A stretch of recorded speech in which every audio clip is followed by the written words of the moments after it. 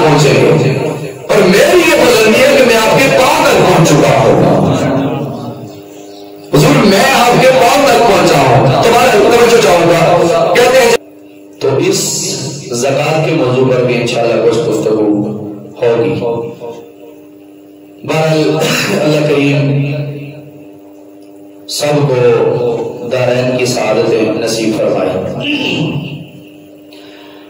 قرآن کریم کہتا ہے پاک ہے وہ ذات جو اپنے بندے خاص کو لے گئی مختصر سے حصے میں رات کے قلیل سے وقت میں مسجد حرام سے مسجد اقصی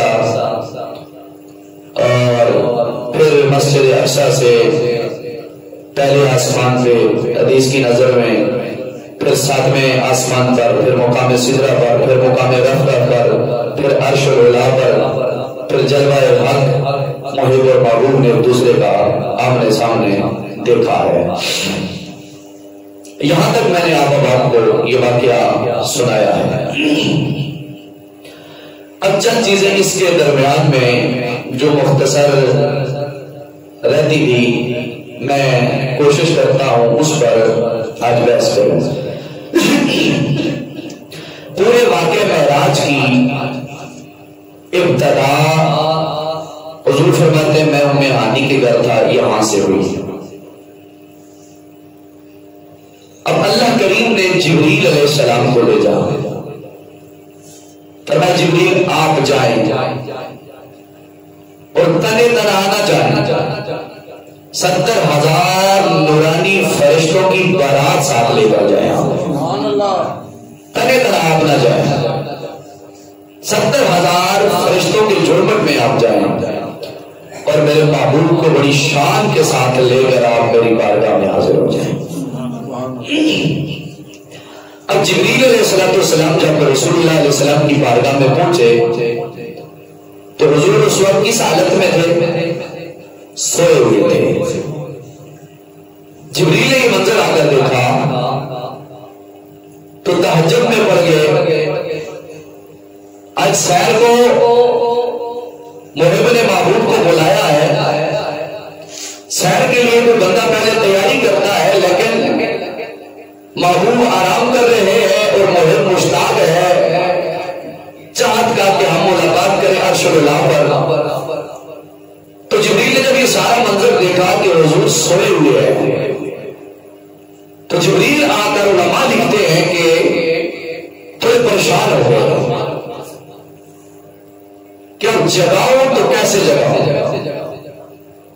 جگاؤ تو کیسے جگاؤ، آواز دو، جسم پکڑ کے ہلاؤ، کیا کیا جائے؟ جب یہ سوچ و وچار کی جبریل نے تو آتے پھر غیبی سے آواز آئی جبریل سوچنے کی بات کیا ہے؟ تجھے میں نے کافور کے خوبصورت ہونٹ جو عطا کی ہے، فتقبل قدمے، ایسا کر محمد کے قدموں کو بوسہ دے، چوم لے، محمد جاگ پڑیں گے۔ تو میں ہونٹ جو دیے ہیں کافور کے تو آج ان ہونٹوں سے فائدہ اٹھا کہ طلب محمد کو اپنے کافوری ہونٹوں سے تو چوم لے اور محمد کریم کی ذات پھر جاگ جائیں گے۔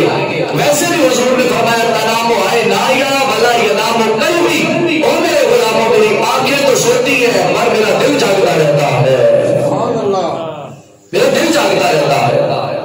اب جبریل کو یہ حکم ملا رب جلیل کا، فرمایا قبل قدمے ہے، جبریل دیر نہ کرو، میرے محبوب کے جو نالین طیبین ہے، نیرین ہے، نالین طیبین ہے، ان کو اپنے لبوں سے تو بوسہ دو۔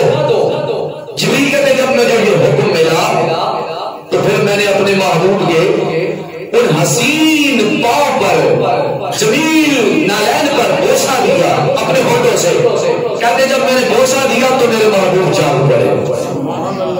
اب یہ کیسا منظر ہوگا کہ جب اللہ نے کل کائنات کے دھولے کو اپنی بارگاہ میں بلایا اور پھر کل کائنات کے فرشتوں کے سرکار کو جا کر بھیجا، یا اللہ کسی اور فرشتے کو بھیج دیتا، فرمایا نہیں، جسے میں بلا رہا ہوں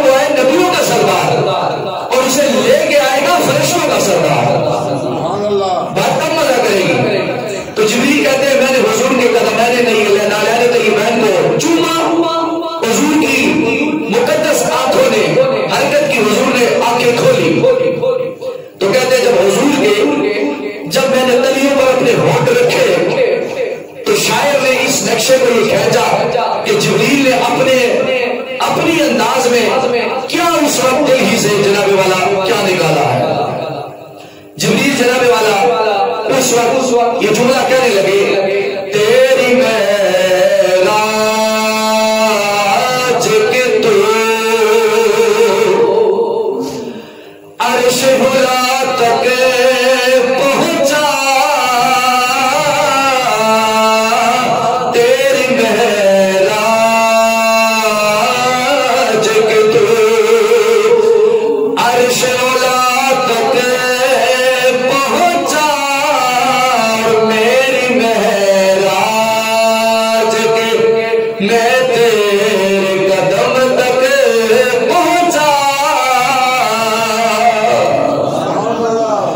یا رسول اللہ آپ کی تو یہ معراج ہے، بلندی ہے کہ آپ عرش پہ پہنچے گے، اور میری یہ بلندی ہے کہ میں آپ کے پاؤں تک پہنچ چکا ہوں. حضور میں آپ کے پاؤں تک پہنچا ہوں. تمہارا توجہ چاہوں گا. کہتے ہیں جناب والا حضور علیہ السلام کو جبریل کہتے ہیں میں نے پھر لیا اور پھر مسجد حرام، مسجد اقصیٰ، اور آگے جو واقعہ میں نے آپ کو سنایا 7ویں آسمان تک آگے تھا. لیکن اس سفر میں چند باتیں باقی تھی. حضور فرماتے ہیں ہم ایک ایسے مقام سے گزرے کہ جہاں پر ایک جگہ سے خوشبو آ رہی تھی. کیا آ رہی تھی؟ خوشبو آ رہی تھی. کہتے ہیں کہ حضور فرماتے ہیں میں نے جبریل سے عرض کی جبریل یہ کون سی جگہ ہے جہاں سے یہ آج خوشبو آ رہی ہے، خوشبو آ رہی ہے. کہتے ہیں جبریل سے جب یہ میں نے پوچھا تو جبریل نے کہا یا رسول اللہ صلی اللہ علیہ وسلم یہ فرعون کی بیٹی کی خادمہ کی بیٹوں کی اور اس کی قبر ہے یہاں پر جو یہاں سے خوشبو آ رہی ہے. حضور فرماتے ہیں یہ معاملہ میں نے سنا تو میں نے کہا جبریل یہ فرعون کی بیٹی کی خادمہ اور اس کے 2 بچوں کی یہاں پہ قبریں ہیں، ان سے خوشبو کیسے آ رہی ہے؟ ذرا بتاؤ حقیقت کیا ہے؟ کہتے ہیں حقیقت یہ ہے کہ فرعون کی بیٹی کی خادمہ تھی، اس خادمہ کے 2 بچے تھے. ایک دن ایسا ہوا کہ اس نے اپنی مالکہ کی بیٹھ کر کنگھی کرنا شروع کی اور کنگھی کرتے کرتے اس کے ہاتھوں سے کنگھی گر گئی. بات سمجھ آ رہی ہے؟ فرعون کی بیٹی کی خادمہ مالکہ کی کنگھی کر رہی تھی، ہاتھ سے کنگھی گر گئی. جب کنگھی گری تو اس نے اٹھایا کنگھی کو بسم اللہ کہہ کر اور ساتھ کہا فرعون کی تباہ و بربادی ہو جائے. جب مالکہ فرعون کی بیٹی نے یہ بات سنی اپنی نوکرانی کی زبان سے تو آگ بگولا ہو گئی کہ میرے بغیر تیرا کوئی باپ کے بغیر، میرے باپ کے بغیر تیرا کوئی الہ خدا ہے کہ جس کا تو نام لے کر پکار رہی ہے بسم اللہ. کون کہہ رہا ہے؟ فرعون کی بیٹی کہہ رہی ہے. کس سے کہہ رہی ہے؟ اپنی نوکرانی ملازمہ سے کہہ رہی ہے. کنگھی اٹھاتے ہوئے تو نے بسم اللہ کیوں کہی؟ نوکرانی نے جواب دیا اپنی مالکہ کو، فرمایا میرا وہ خدا ہے جو تیرا بھی خدا ہے، میرا وہ خدا ہے جو جن و انسان کا خدا ہے، میرا وہ خدا ہے جس نے زمین و آسمان کو پیدا کیا ہے، میرا وہ خدا ہے جس نے چرندے پرندے درندے کو مرتے وجود میں لایا ہے، میرا وہ خدا ہے جو آسمانوں کو بنانے والا ہے، میرا وہ خدا ہے جو زمینوں کو بٹھانے والا ہے، میرا وہ خدا ہے جو ہر ایک بندے تک رزق پہنچانے والا ہے. جب یہ باتیں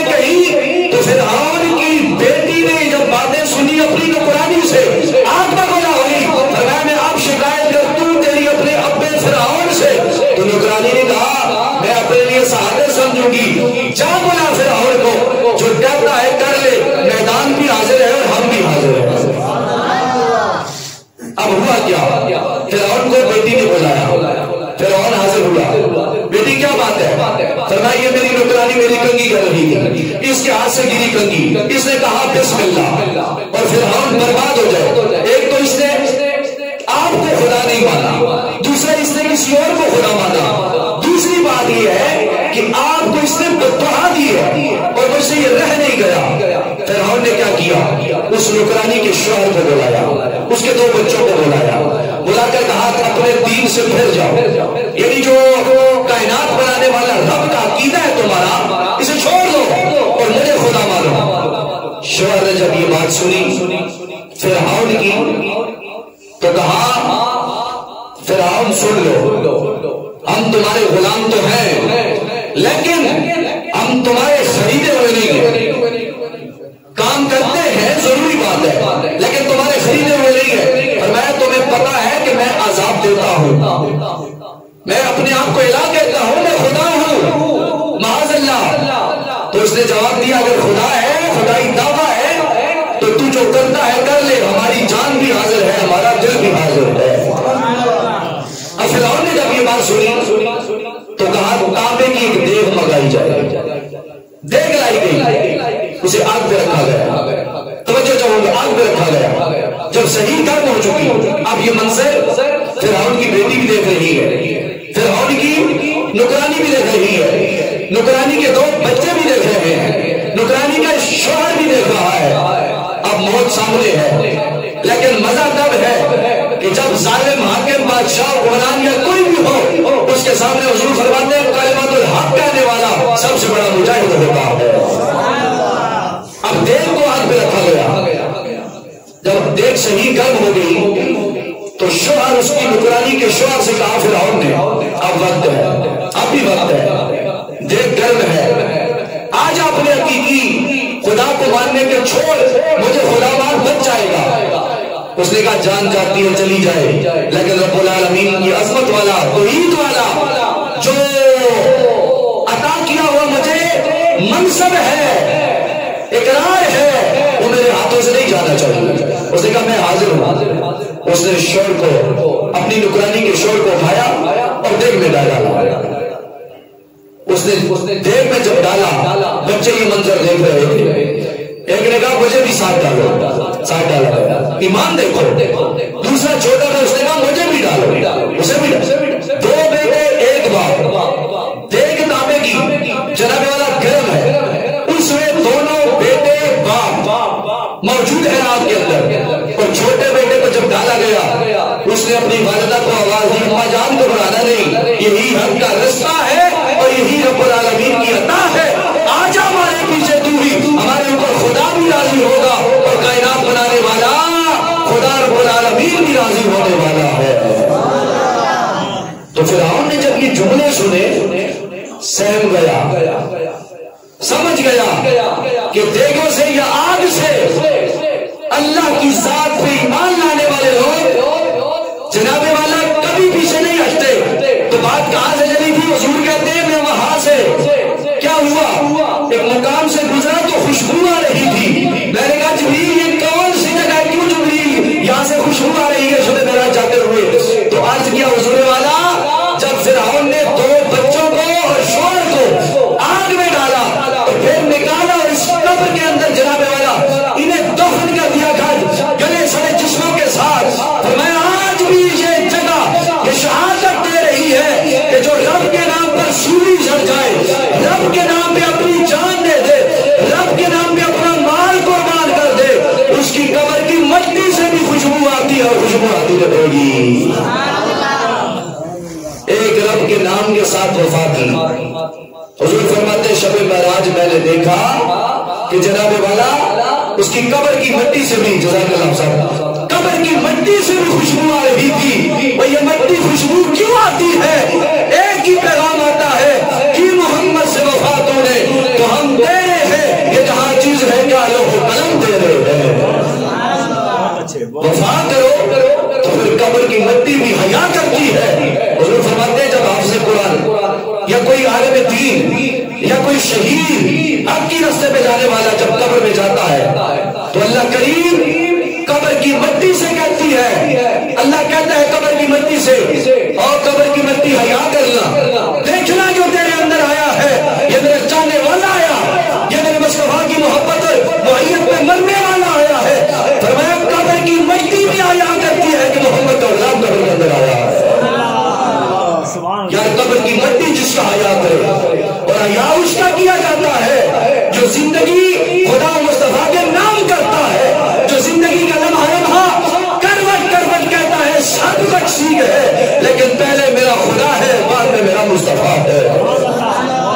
پھر قبر کی مٹی بھی حیا کرتی۔ تو سرکار فرماتے ہیں شب معراج ایسی جگہ سے گزرا جہاں سے خوشبو آ رہی تھی۔ تو جبریل نے پھر مجھے داستان سنائی، یہ معاملہ یہ تھا، اللہ کی توحید پہ قائم رہنے والے مر مٹنے والے یہ 3 بندے تھے جنہیں فرعون نے جناب والا جلایا، اور پھر انہیں قبر کے اندر رکھا گیا، اور پھر بتایا گیا جناب والا کہ آج بھی اگر جناب والا کوئی ایسے لوگ موجود ہوں جن کا اللہ کی ذات پہ یقین اور ایمان ہو، بظاہر تو بن سا جاتے ہیں، لیکن حقیقت یہ ہے کہ جناب والا رب چاہے تو ان کے گلے سرے جسموں سے بھی خوشبو پیدا فرما سکتا ہے، وہ تو فرما سکتا ہے، وہ تو رب کی عطا ہے، جس طرح رب چاہے جیسے چاہے وہ اکٹھا کر سکتا ہے۔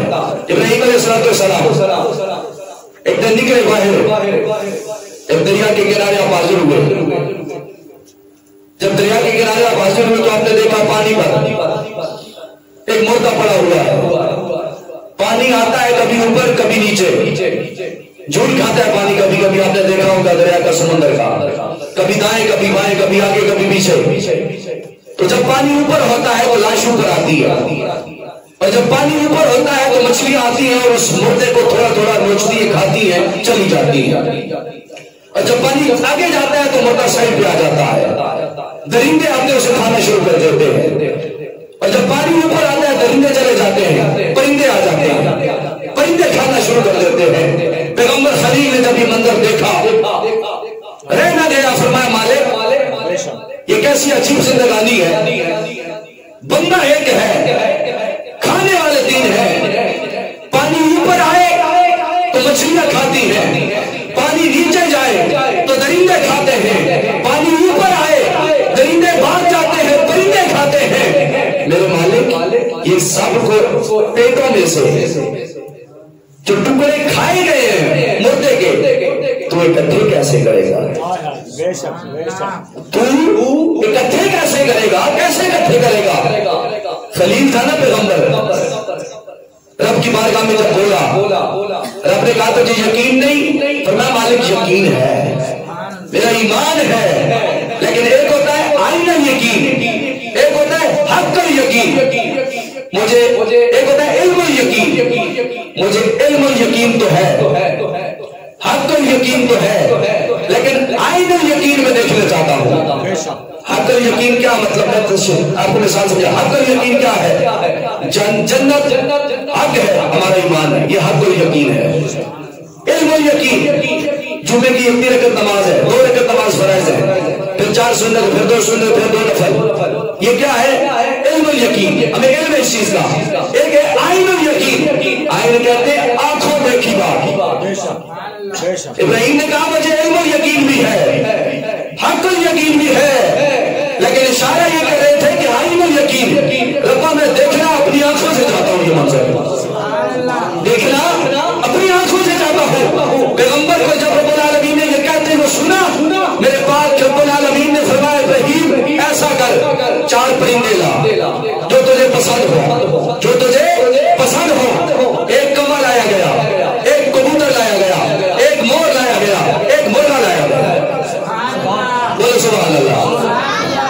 کتنے پرندے لائے گئے؟ 4، کوا، کبوتر، مور، مرغا، 4 پرندے لاؤ، اپنے ساتھ ہی میں رکھو، انہیں کھلاؤ پلاؤ، اپنے ساتھ مانوس کرو، اپنے ساتھ مانوس کرو، محبت دو انہیں، اور جب آپ کے ساتھ محبت میں آ جائے، آپ انہیں جان جائے، یہ آپ کو جان جائے کہ یہ ہمارا مالک ہے، تو پھر ایسا کرو ان 4 کو ذبح کرو۔ کیا کرو؟ ذبح کرو۔ 4 کو ذبح کرنے کے بعد سر اپنی مٹھی میں رکھو، اپنے پاس رکھو، اور چاروں کو ذبح کرنے کے بعد سب کو ٹوٹے ٹوٹے کرو، کیما کیما کرو، کیما کیما کرنے کے بعد ان چاروں کو، چاروں پرندوں کے، کوا، کبوتر، مور، مرغا، چاروں کے گوشت کو اکٹھا کرو، سمجھ آ رہی ہے؟ چاروں کے گوشت کو اکٹھا کرو، اکٹھا کرنے کے بعد ان کے 4 حصے کرو، ایک حصہ اس پہاڑ پر، ایک دوسرے پہاڑ پر، ایک تیسرے پہاڑ پر، ایک چوتھے پہاڑ پر رکھو،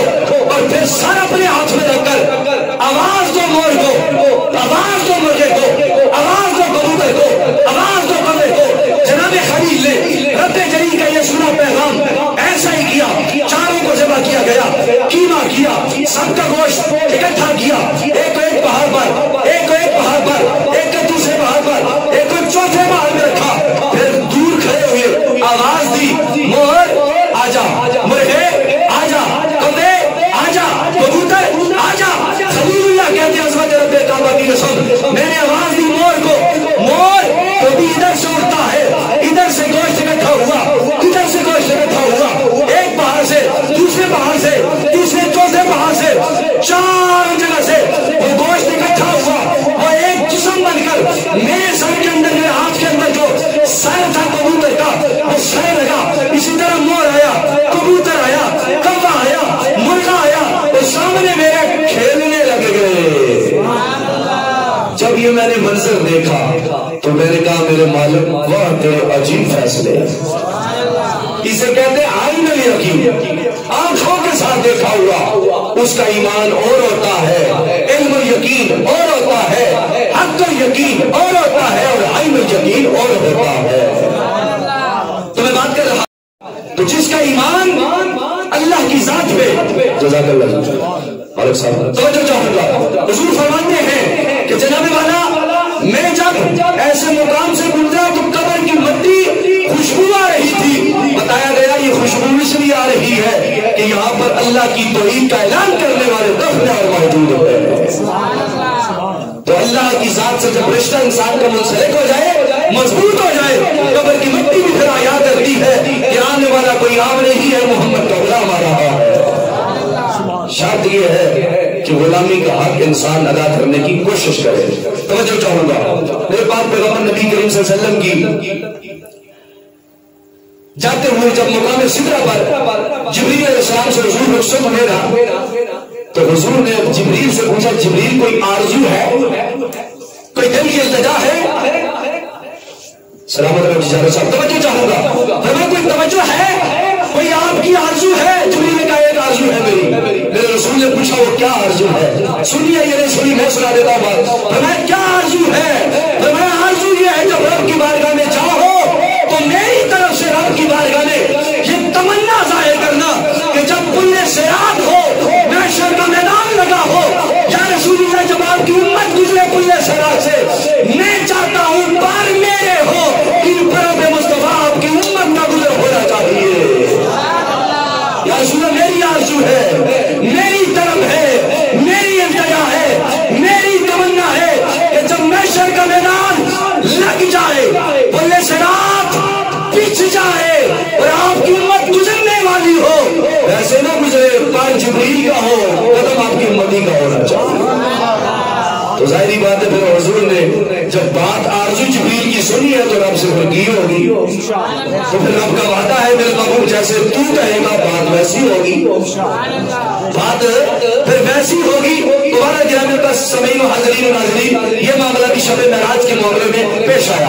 پھر میرے حضور کی بارگاہ میں حضور فرماتے میں اپنے رب العالمین کی بارگاہ میں جب پہنچا، رب نے مجھے دیکھا، میں نے رب کو دیکھا۔ کیسا منظر ہوگا جب رب اپنے محبوب کو دیکھ رہا ہوگا، خدا اپنے مصطفیٰ کو دیکھ رہا ہوگا، طالب اپنے مطلوب کو دیکھ رہا ہوگا، ماجد اپنے موجود کو دیکھ رہا ہوگا، محمد اپنے خدا کو دیکھ رہا ہوگا۔ فرمایا میرے بابو باتیں ہو گئی، اب ایسا کرو، جا رہے ہو نا میری طرف سے ایک تحفہ لے کے جاؤ۔ کیا کرو؟ تحفہ لے کے جاؤ۔ حضور نے فرمایا میرے غلاموں تحفے دیا کر ایک دوسرے کو۔ حضور نے فرمایا مجھے تحفے میں سب سے زیادہ چیز کیا پسند ہے؟ ادھر خوشبو، خوشبو کا تحفہ ایک دوسرے کو دیا کرو۔ تحفہ دے دو، ضرور نکالی لا کے بھی آ رہا کرو، اللہ نے بدوا کو سبحان اللہ توجہ چاہوں گا۔ تو توجہ چاہوں گا، میرے محبوب نے فرمایا جب تک جسم میں خوشبو رہتی ہے، تمہارے منہ کے فرشتے، تمہارے کانوں کے فرشتے، تمہاری آنکھوں کے فرشتے، تمہارے ہونٹوں کے فرشتے، تمہارے کانوں کے سوراخوں کے فرشتے خوش ہوتے رہتے ہیں کہ بندہ بڑا چنگا خوشبو ڈالا سا خوش رکھا ہے۔ اس وجہ سے توجہ چاہوں گا، میرے آقا کریم فرماتے ہیں، توجہ چاہوں گا، میرے آقا کریم فرماتے ہیں رب نے کہا میرے محبوب ایک تحفہ لے جاؤ۔ کیا تحفہ ہے؟ فرمایا یہ 50 نمازیں ہیں، لے جاؤ اپنی امت کے لیے، 50 نمازیں ہیں، تحفہ لے جاؤ۔ میرے سرکار نے وہ تحفہ 50 نمازوں کا لیا، آئے چھٹے آسمان پہ، ہم کلام ہوئے موسیٰ پیغمبر سے، فرمایا حضور کیا لائے ہو؟ فرمایا تحفہ لایا ہوں۔ کیا تحفہ لائے ہو؟ فرمایا 50 نمازیں تحفہ لایا ہوں۔ پیغمبر موسیٰ کلیم اللہ علیہ السلام نے عرض کیا یا رسول اللہ صلی اللہ علیہ وسلم، میرے پاک پیغمبر میری امت پر 2 نمازیں فرض تھی، ایک بھی نہ پڑھ سکے، پابندی کے ساتھ نہ پڑھ سکے، آپ ایسا کریں چاہے واپس اپنی پاک پروردگار کی بارگاہ کے اندر جا کر اعلان کر دے رب العالمین کچھ کمی فرما دے، میری امت 50 نمازیں پڑھنے کے قابل نہیں ہے۔ پاک پیغمبر موسیٰ علیہ السلام نے تیرے میرے پاک پیغمبر کو یہ مشورہ دیا، میرے دل کریم آقا رب العالمین کی بارگاہ کے اندر حاضر ہوئے، فرمایا رب العالمین 50 نمازیں نہیں پڑھ سکتی میری امت، ایسا کرو کچھ کمی کر دو۔ رب العالمین نے فرمایا جا میرے محبوب 5 کم کر دی میں نے۔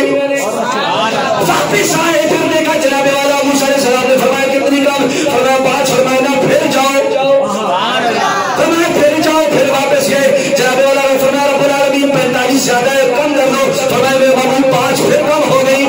پھر موسیٰ علیہ السلام نے فرمایا کتنی؟ فرمایا 45 40۔ فرمایا نہیں پھر دیکھے تو واپس جناب والا بار بار پیغمبر موسیٰ نے تیرے میرے پاک پیغمبر کو بھیجا۔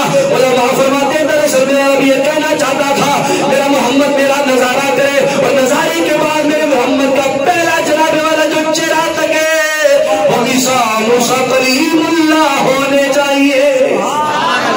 یہ منظر موسیٰ علیہ السلام نے دیکھا، توجہ جاؤں گا تیرے میرے پاک پیغمبر فرماتے ہیں پھر رب العالمین کی بارگاہ میں جب گیا 5 رہ گئی، پھر جناب میرے چھٹے آسمان پہ موسیٰ علیہ السلام نے فرمایا کتنی؟ فرمایا 5۔ فرمایا نانا پھر جائے، پھر جانا چاہیے آپ کو۔ میرے پاک پیغمبر نے فرمایا جناب والا فرمایا موسیٰ لا تبدیل لکلمات اللہ،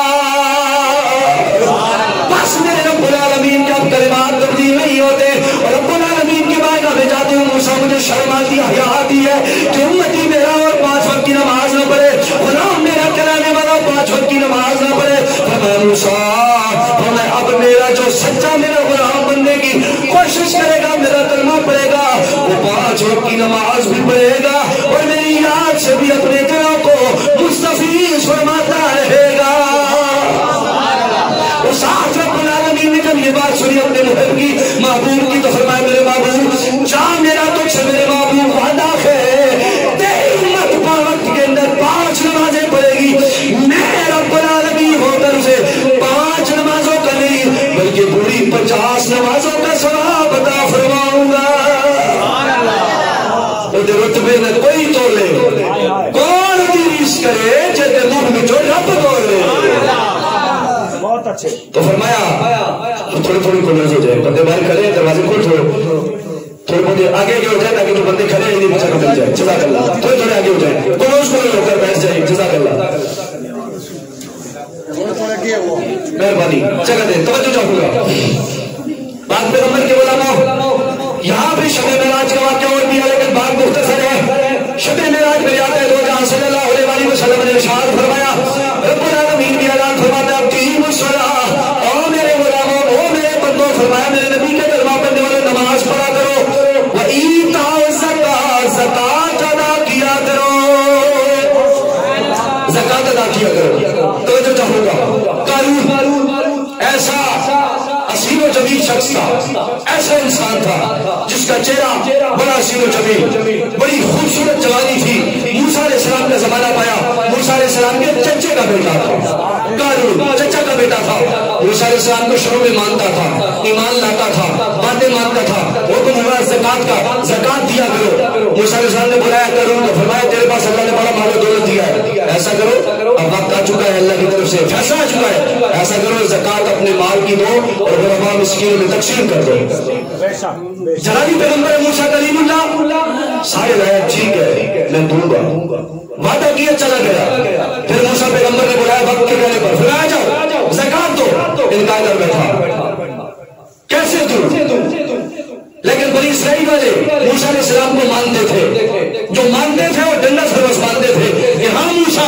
اللہ کے پیغمبر ہیں, آپ پہ ہماری جان بھی حاضر ہے, ہمارا دل بھی حاضر ہے, جان بھی حاضر ہے, مال بھی حاضر ہے. قارون نے اپنے بنی اسرائیلیوں کو چند کو بلایا, فرمایا دیکھو موسیٰ کی ہر بات کو مان لیتے ہو, اب موسیٰ ہمارے معاذ اللہ مالوں کا دشمن ہو چکا ہے, کہتے ہیں مال کی زکات دو. اگر ایسا معاملہ ہوا تو سال کے بعد ہر سال زکات دینی پڑے گی, ہم تو غریب ہو جائیں گے, ہماری بادشاہ کہاں چلی جائے گی. یہ بات اس نے کی, پھر کہا کیا کیا جائے.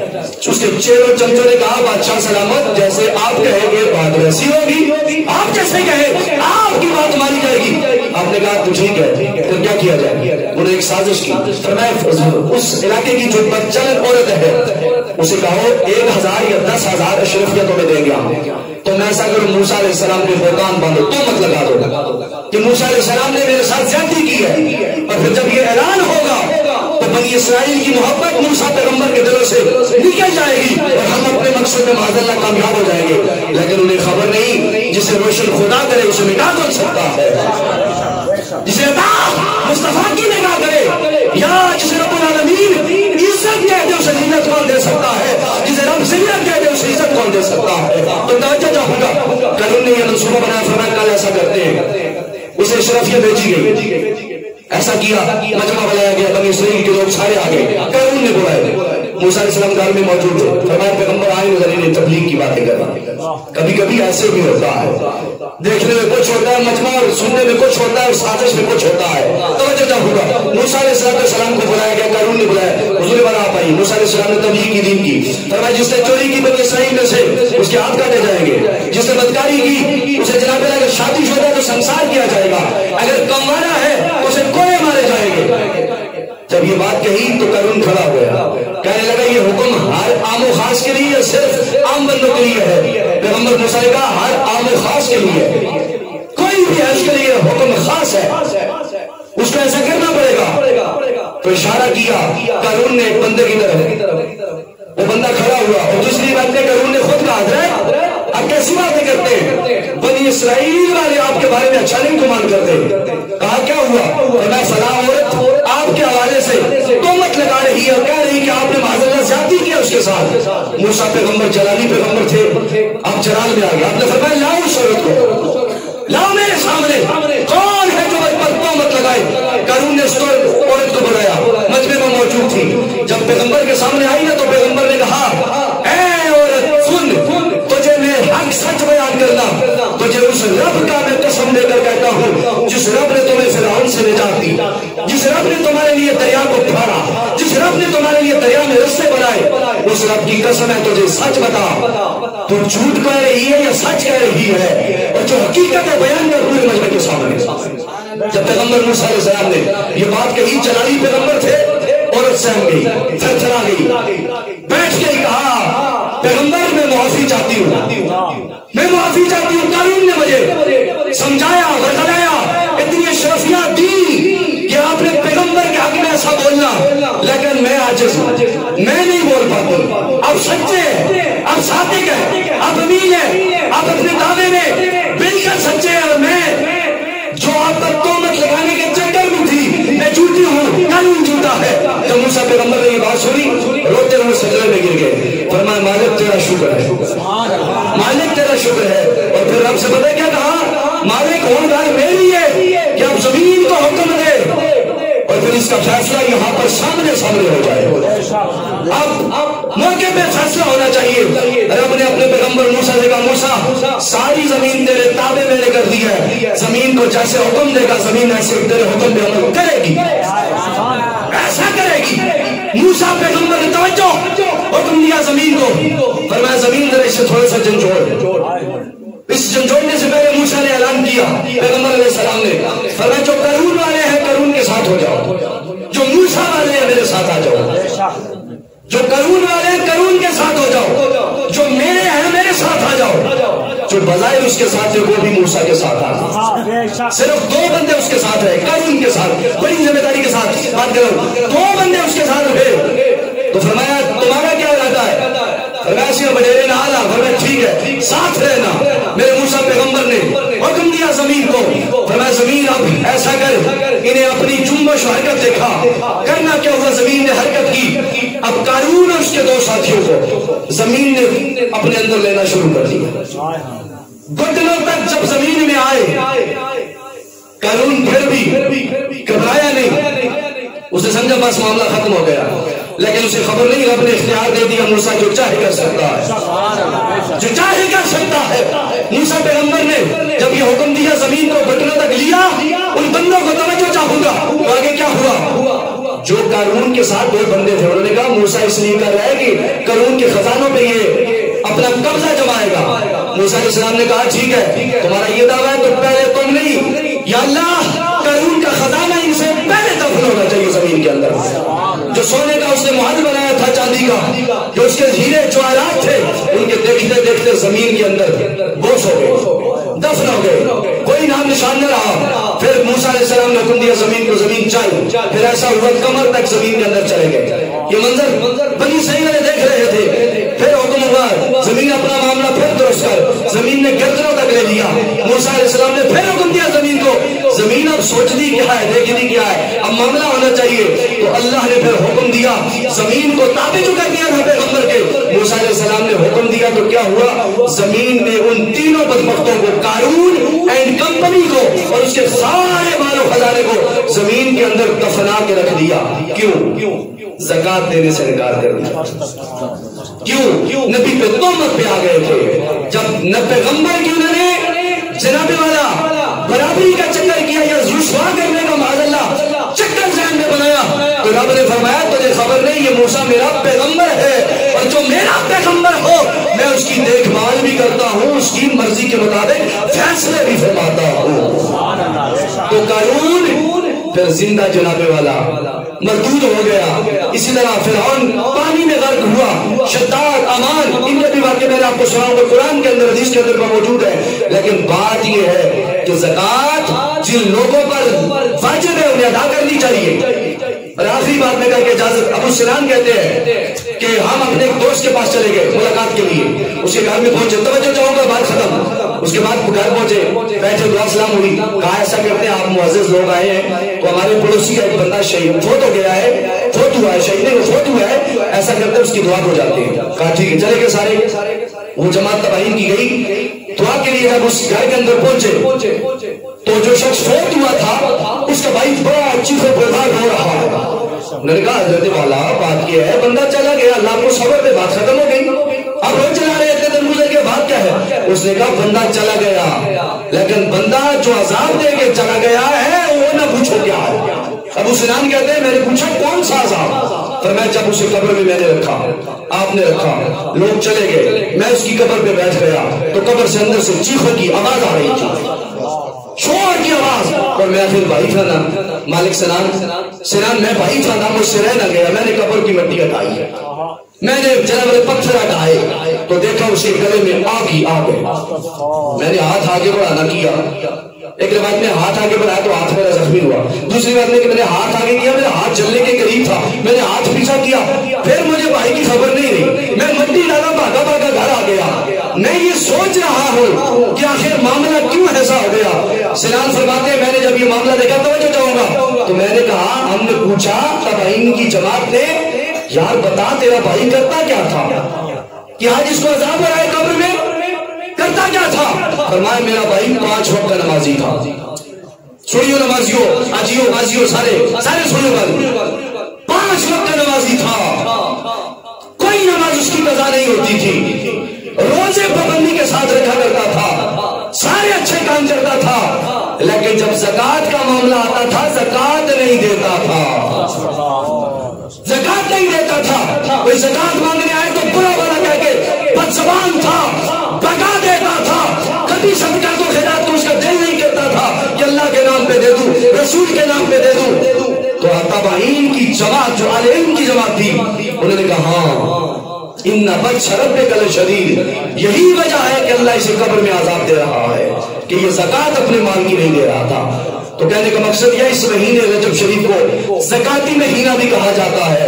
जो लोग साहिब इस्तिदाद हैं, साहिब निसाब हैं, उन्हें चाहिए वो अपनी जिंदगी में ज़कात दें, अपना उशर दिया करें, ज़कात दिया करें। हमारा काम है आप तक की बात पहुंचा देना, अमल करना न करना यह हर बंदे की अपनी जिम्मेवारी है। ज़कात के हवाले से इंशाअल्लाह फिर आने वाले जुम्मत मुबारक पर मैं बहस करूंगा और बताऊंगा कि ज़कात 52 تولہ چاندی کی مقدار کے برابر اگر کسی کے پاس مال ہے، خرچ ہے، کثیر تعداد میں حاجت اصلیہ سے علاوہ آپ کے پاس کوئی مال و دولت ہے، گاڑیاں ہیں، مارکیٹیں ہیں، یا ان کا کرایہ آپ کا سالانہ اتنا آتا ہے اور پھر وہ اکٹھا رہتا ہے، اس مال پر سال گزر جاتا ہے، آپ پر زکات لازم ہے، منظور ہے آپ کو ادا کرنی۔